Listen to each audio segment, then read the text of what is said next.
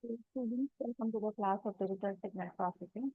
We have already started with the Fourier analysis. We studied about the Fourier analysis, the complex exponential applications of Fourier analysis, and we started with discrete time Fourier series.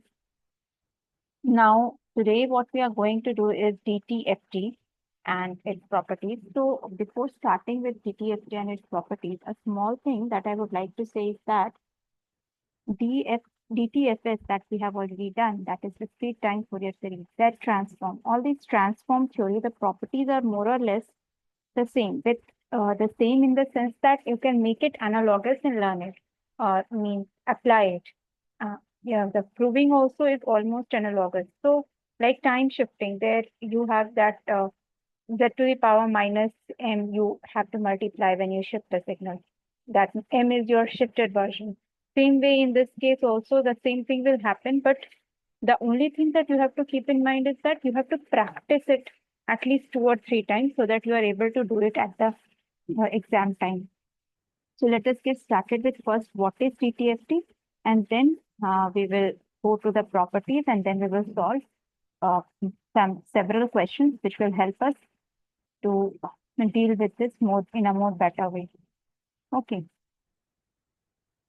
So these were the discrete time Fourier series and its properties which we studied. Now, these are the questions on DTFT which I will be doing. So first thing, that what is DTFT? That is discrete time Fourier transform.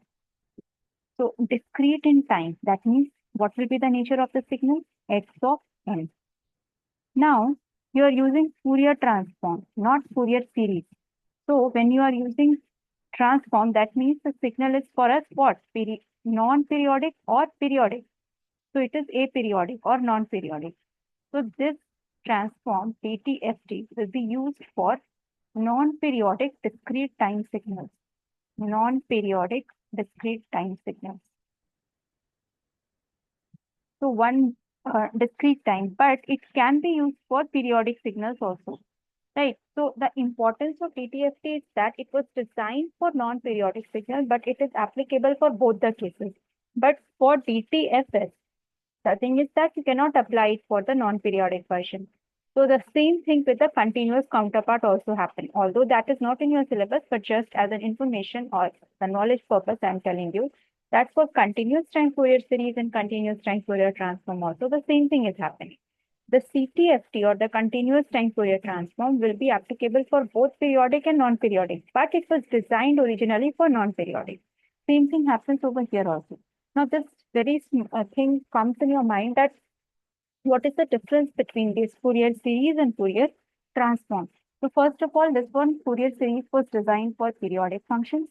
It expresses a periodic function as a sum of an infinite number of sine and cosine functions with different frequencies, amplitudes, and phases.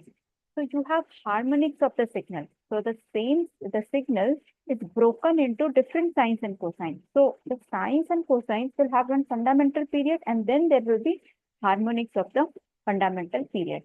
The frequencies are discrete and are multiples of the fundamental frequency of the periodic function. Now, Fourier transform is the first sentence over here is given. It is a more general technique. So the general technique here means that you can use it for both the periodic and the non-periodic part. Now, what does it do? It is decomposing a function into its constituent frequency. So the same thing, this is almost same sine and cosine. Here it is constituent frequencies written. So, but it not in terms of harmonics, but by representing it as an integral over all frequencies. It is representing it as an integral over all frequencies. The result that we get is a complex value function that describes the amplitude and phase of each frequency component that is present in the signal. Okay, so it will describe the amplitude and phase of each frequency component which is present in the signal. Now, here the major difference is that it is not expressed as a sum of it is not expressed as in terms of harmonics, but as an integral over all frequencies. So the frequency domain representation is continuous for non-periodic functions. For non-periodic functions, so the same, because we are taking the integral over the all the frequency range or whatever frequencies are present over there. So the frequency domain representation for a Fourier transformed signal is always continuous. Now, for an example, you can understand this in this manner. Suppose there is a repeating wave. So first thing is that you have to take a periodic wave in case when you are analyzing Fourier series. So it will be a repeating wave like a sound wave from a musical note, and the Fourier series is going to tell you which frequency and amplitude are present in that repeating pattern. Now here, in case of Fourier transform, you can obviously take this repeating wave also, but specially designed for one-time pulse of sound. Specially designed for a non-periodic unit. The example over here is, suppose you are giving a pulse of sound, just you have given a step signal, okay, or a small, anything that is very not periodic, but lasting, but it is aperiodic. So the Fourier transform will tell you which frequencies are present in, that pulse. But instead of discrete set of frequencies with the repeating wave, the frequency spectrum would be continuous. It will tell you about which frequencies are present. Here also it was telling about which frequencies are present.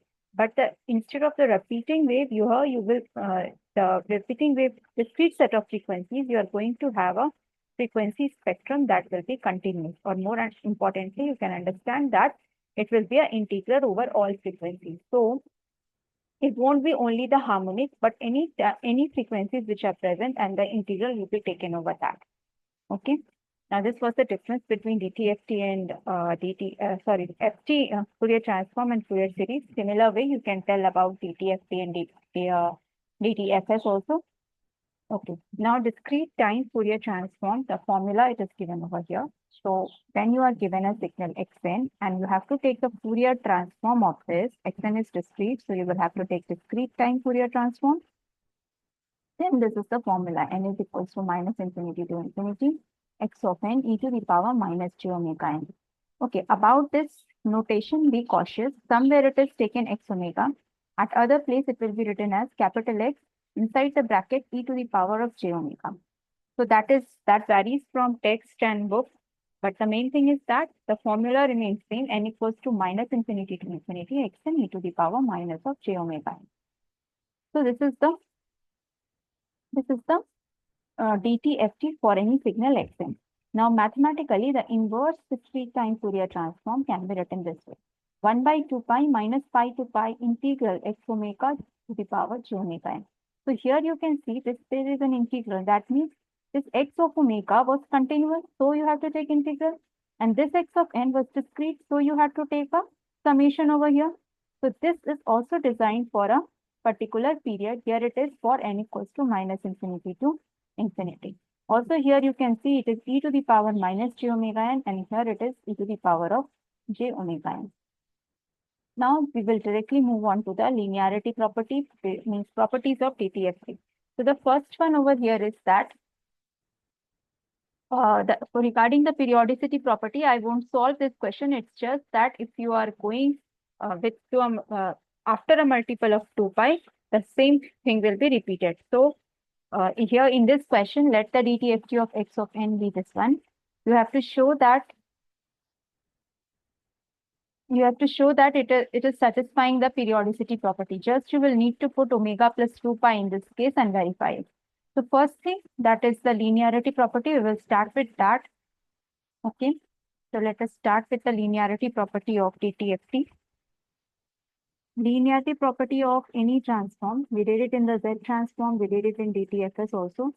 Linearity property, which says that if you are taking the DTFT of a signal x1n, say the DTFT of x1n is x1 e to the power of j omega, and DTFT of another signal x2n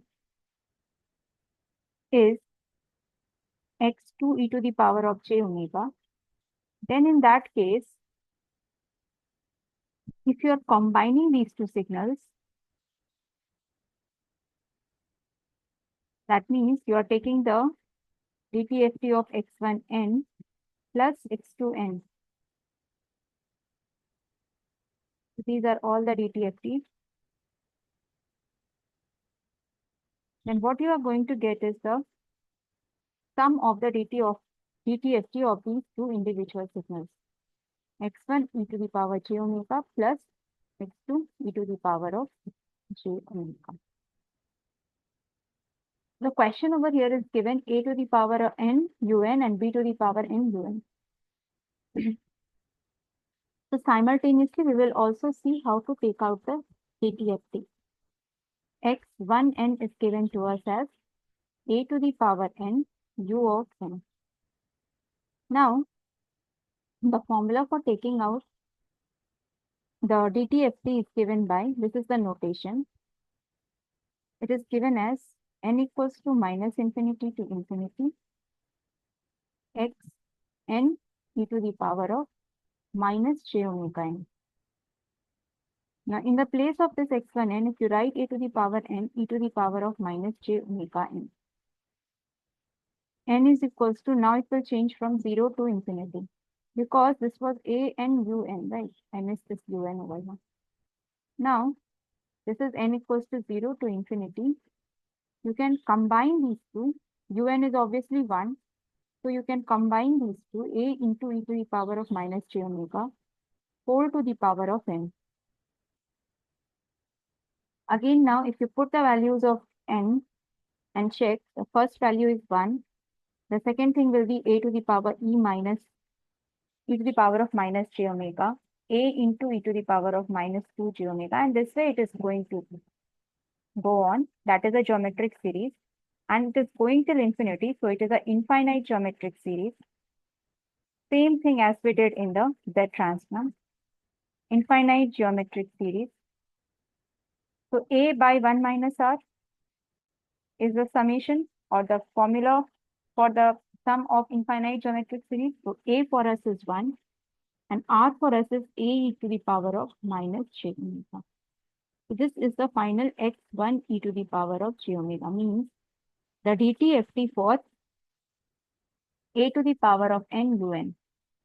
So a to the power of n un, the DTFT for this one is 1 by 1 minus a into e to the power of minus j. The second one, x2n, was given to us as b raised to the power of n u of n. So the DTFT for this one is going to be 1 by 1 minus b into e to the power of minus j omega. Now, if you combine these two, you will have to add these two, and that will be your answer. That is, the DTFT for a raised to the power of n un plus b raised to the power of n un is going to be the sum of these two. So 1 by 1 minus a into e to the power of minus j omega plus 1 by 1 minus b into e to the power of minus j. Now what you can do is simplify it. That I won't be doing here. It's simple math. You can do it. So this was the first property, that is the linearity property, which is basically the superposition property which takes place here. Okay, the second question is on the periodicity property. Regarding the periodicity property, the signal is repeating after every 2 pi. Okay, when you take the transform, it is going to be same after a interval of 2 pi.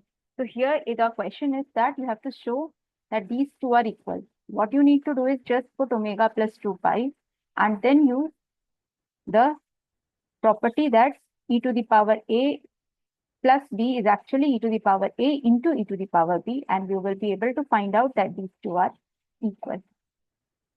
Okay, the next question is the frequency shifting and the time shifting property.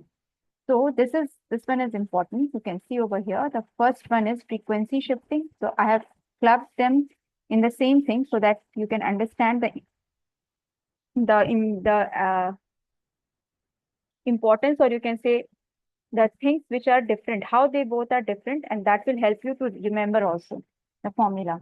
So here it is given delta xn is equal to 1, 2, and 1. Xn, a sequence xn is given to us. That is 1, 2, and 1. And this sequence is not for 0, 1, 2, but it is for -1, 0, and 1. So this point is -1, this is 0, and this one is 1. Now what they are telling you is find the DTFT of yn, where yn is equal to xn into e to the power of j pi n by 2. So you have to find the DTFT of yn, where yn is equal to x of n e to the power of j pi n by 2. So this means that your frequency shifting, you are multiplying it with some frequency, the signal, original signal. So what will happen in the frequency domain, that is after you take the Fourier transform, what is going to happen, that you have to find out. So the property says that here if you shift in the frequency, here if you multiply with the frequency or you shift in the frequency, then in the frequency domain, the signal is going to shift by the same amount. Okay, so this signal, which was the Fourier transform for xn, if it is x of e j omega, e to the power of j omega, and then if you are multiplying this xn with e to the power j pi n by 2, that means you are frequency shifting it. In this case, the frequency will shift in the frequency domain with omega minus pi by 2. That is it. So what we need to do is, we will first find out the x of e j omega, right? So xn is given to us. First, we will find out the DTFT of xn. xn is given to us. The DTFT, discrete time Fourier transform for xn, will be x of e to the power, x of e to the power of j omega. So for us, this one was -1, 0, and 1, right? Let us one. The value was 1, 2, and 1. Sorry. The value was given 1, 2, and 1. Okay. Value is given to us as 1, 2, 1, and this 1, 2, 1 is for -1, 0, and 1. What to do? Use the formula. N equals to minus infinity to infinity, x of n e to the power of minus j omega n. But for this case, what we have is, we have from -1 to 1. So what we are going to do is, we will change the value of n from -1 to 1, xn e to the power of minus j omega n. Since it is completely discrete, we can simply write it. Okay. So first one will be x of -1 e to the power minus j omega n. The second one will be x of 0 e to the power of minus j omega n, and here is 0. In this case, n is going to be -1. This n is going to be -1 over here. And then the last one is x of 1 e to the power of minus j omega n. Here n is going to be +1. So the value of x of -1 was 1 for us. The value of x of -1 is given as 1 into e to the power of minus j omega into -1. That will be e to the power plus j omega. The value for x of 0 was 2. And since it is multiplied with e to the power of minus j omega into 0, this is e to the power of 0. That will be 1. Then plus, again it is 1 to 1 was there. Value was 1. And this time it is e to the power of minus j omega. Because this is +1 over here, right? Now, final answer that you are getting is e to the power of j omega plus e to the power of minus j omega plus 2. This is the value of x of e to the power of j omega.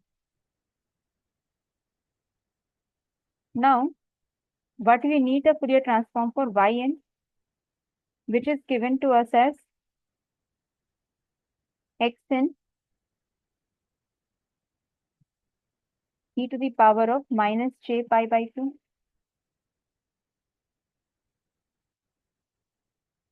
So for us, this is going to be x of e to the power j omega minus pi by 2. Let us once check, it is plus pi by 2 given or minus pi by 2 given here. So see, over here it is given plus pi by 2. So here it will be becoming minus pi by 2. So here you will be writing minus pi by 2. This is plus, so this is minus, right? Remember this thing if here for quick solution. Okay. Now finally what we are going to get is x e to the power j omega minus pi by 2. That is my y of e to the power j omega. Now this is going to be e to the power j omega minus pi by 2 plus e to the power minus j omega minus pi by 2 and plus 2. So these two can be combined and written as what? E to the power j something and plus e to the power minus j something. So what is that? Cos omega minus pi by 2, right? Into 2 plus, you can club it again together. This is simply, what we are doing is simplification. Cos omega minus pi by 2. You can simplify it further, cos square omega minus pi by 2 by 2. So that is not needed till here, you can keep it. Those are all simple trigonometric simplification.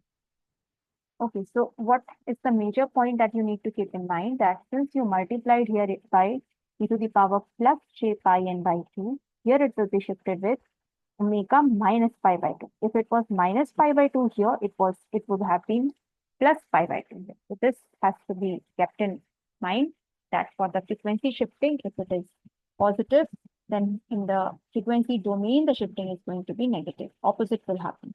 But for the time domain case, if you're shifting it with minus, this side also it is going to be minus. So that is the important difference that you have to keep in mind. We will be doing the time shifting property next. So if x of n is equal to delta n plus delta n minus 1, find the DTFT of yn is equal to of x of n minus 2. Okay, we'll go move it down. So x of n is given to us as delta n plus delta n minus 2. We need to find out y of n, where y of n is what? X of n minus 2. So shifting in time by 2 units. So what does it say? If the Fourier transform of xn, DTFT of xn is x of ej omega, then the DTFT of x of n minus 2 is going to be what? E to the power j 2 x of e to the power of j omega.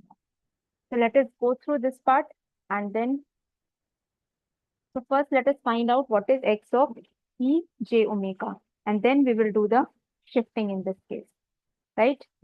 So for delta n, first we need to find out x of e to the power of j omega.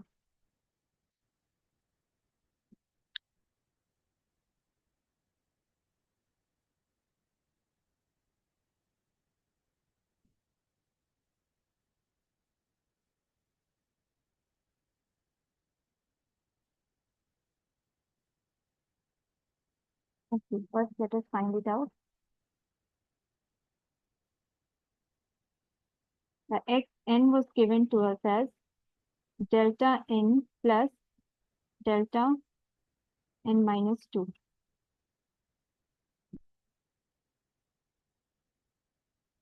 So let us find out x of ej omega.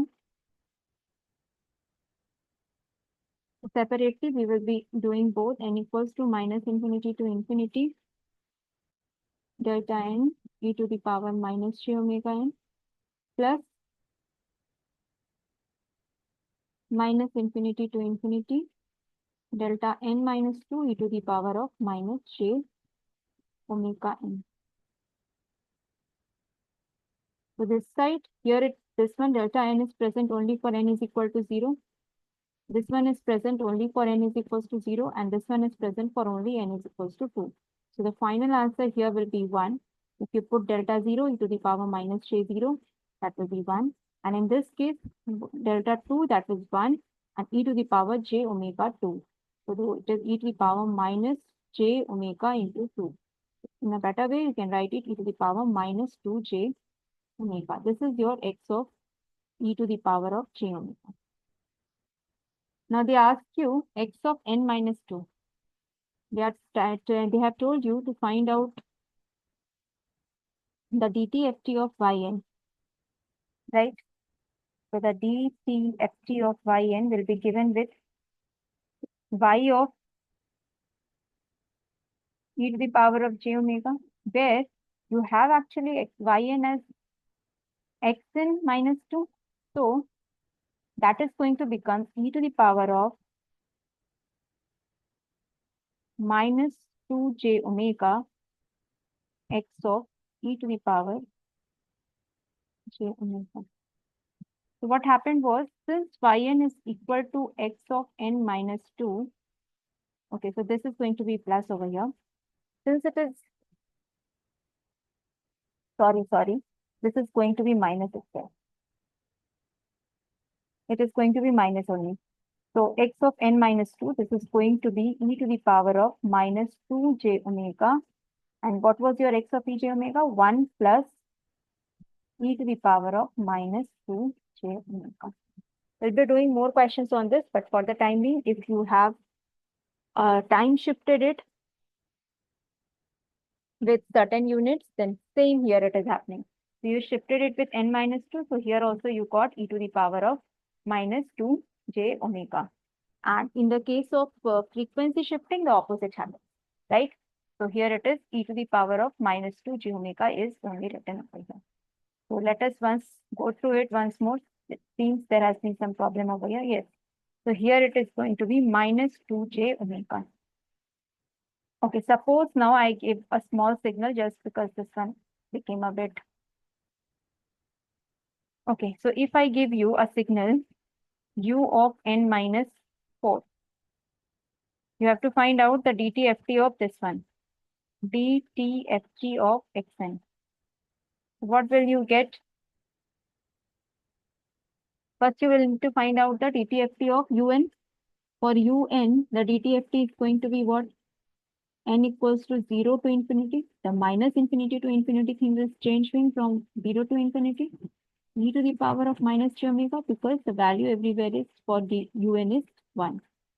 Now, if you put n equals to 0, n equals to 1, you will get a geometric series. The answer is going to be 1 by 1 minus e to the power of minus j omega. This is the DTFT of un. Now, if you are shifting it with u of n minus 4, then what is going to happen is e to the power of 4j omega by 1 minus e to the power of j. You will multiply this whole thing with e to the power of minus 4j omega.